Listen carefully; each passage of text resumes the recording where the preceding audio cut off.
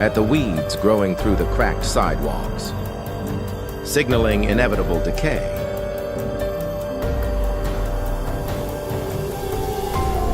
He never smiles. He never speaks to anyone. He simply waits, terrifyingly.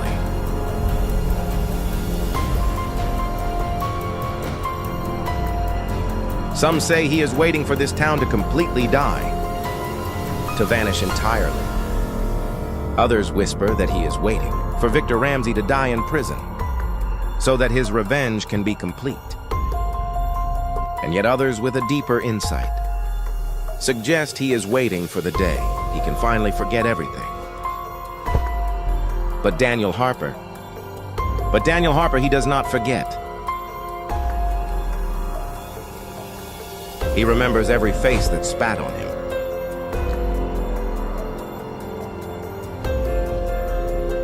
Monster remembers every voice that called him a monster.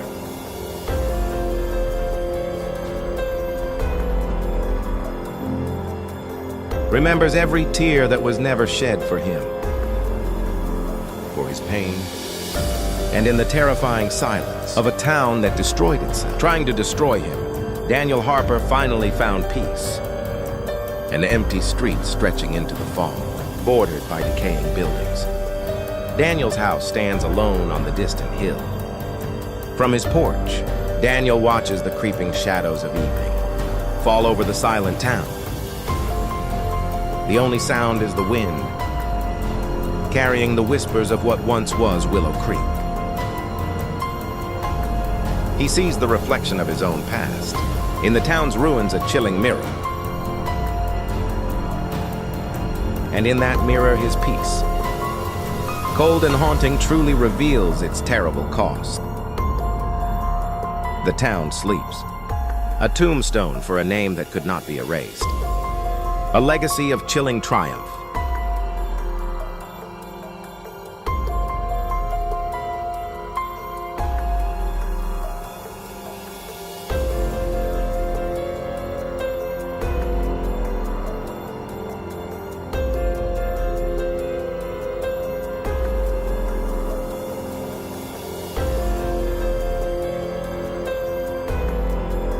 Six months after Victor Ramsey was sentenced, a slow but terrible change began to creep throughout the town of Willow Creek. The high school, once the heart of the community, now stood silently closed. The football field, where cheers once echoed, had been mercilessly bulldozed. And the playground, named after Lily Carter, a symbol of innocent childhood, was dismantled without a trace overnight. No one truly knew who was behind these actions, who paid for this destruction, nor did anyone dare to ask, as if an invisible fear had enveloped the entire town. Daniel Harper, with a frightening coldness and calculation, acquired every property Victor Ramsey had ever touched in his life.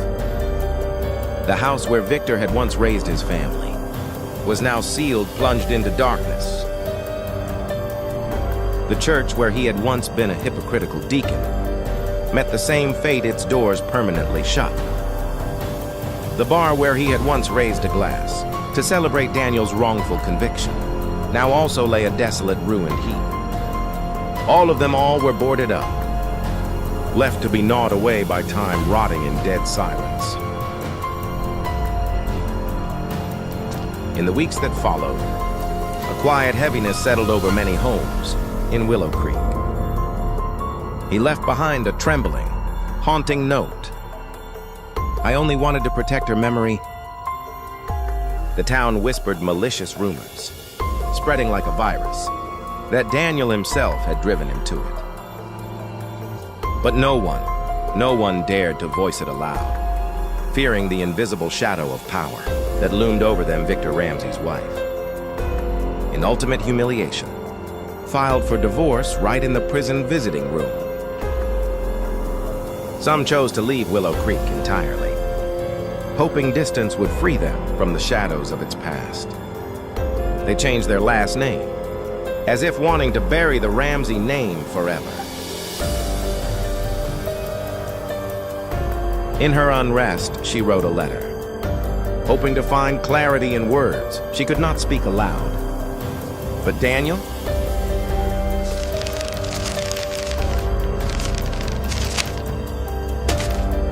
Then a terrifying legal storm erupted.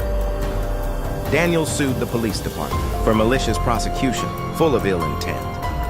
He sued the prosecutor for withholding crucial evidence, twisting the truth. He sued the laboratory for negligence, the carelessness that had ruined his life. And finally, he sued the entire town of Willow Creek for defamation, for turning its back on the truth. Every single case, without exception, was settled out of court. Hundreds of millions of dollars were paid in absolute silence, like unspoken admission of guilt. With that colossal thumb, Daniel bought the local newspaper, a symbol of information and power. He fired all the old reporters without a hint of mercy.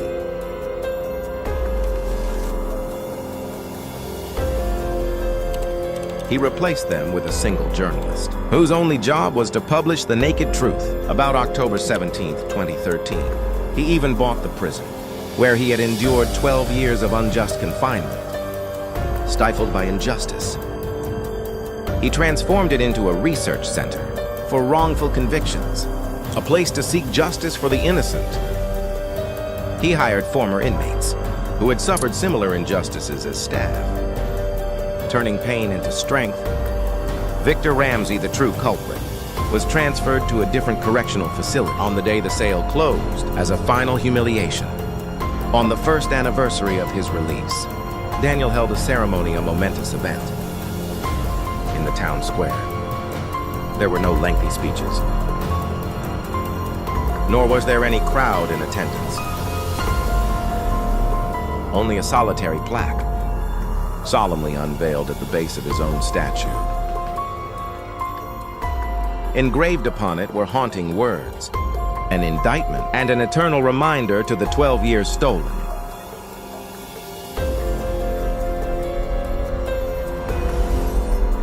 Truth delayed.